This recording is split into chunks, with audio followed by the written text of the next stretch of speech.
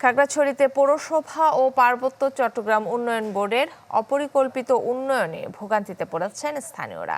একটু বৃষ্টিতেই তলিয়ে যাচ্ছে পৌর শহরের সড়ক ও অনেক নিম্নাঞ্চল। প্রাকৃতিক ছড়াকে সংকুচিত করে কংক্রিটের ড্রেন নির্মাণের ফলে সৃষ্টি হচ্ছে জলাবদ্ধতার দাবি পৌর মেয়রের।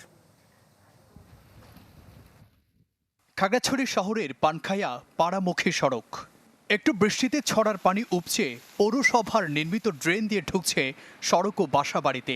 এতে সড়কের দুই পাশের ব্যবসায়ী ও বাসিন্দারা পড়েছেন দুর্ভোগে। শুধু এই সড়কেই নয়, পৌর শহরের শাপলা চত্বর, মহাজনপাড়া, চেঙ্গি স্কোয়ার মোড়, শহীদ মিনার এবং হাসপাতাল সড়ক সহ বিভিন্ন এলাকার একই চিত্র। মাত্র কয়েক ঘন্টার বৃষ্টিতে জলজটে নাকাল হয়ে পড়ে স্থানীয়রা। জলাবদ্ধতা নিরসন প্রকল্পের আওতায় নির্মিত ড্রেন উল্টো দুর্ভোগ বাড়িয়েছে মানুষের।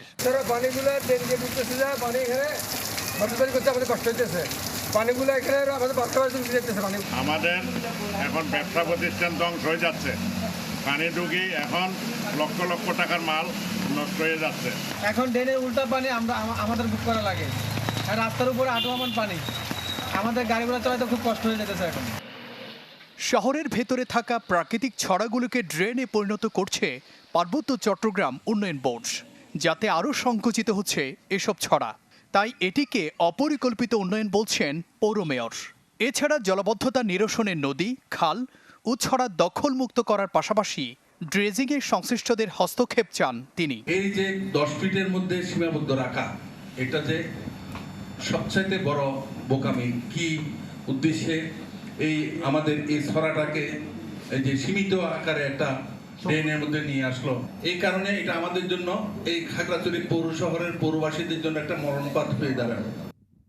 এ বিষয়ে পার্বত্য চট্টগ্রাম উন্নয়ন বোর্ডের প্রকল্প সংশ্লিষ্টদের সাথে একাধিকবার যোগাযোগের চেষ্টা করেও কোনো মন্তব্য পাওয়া যায়নি।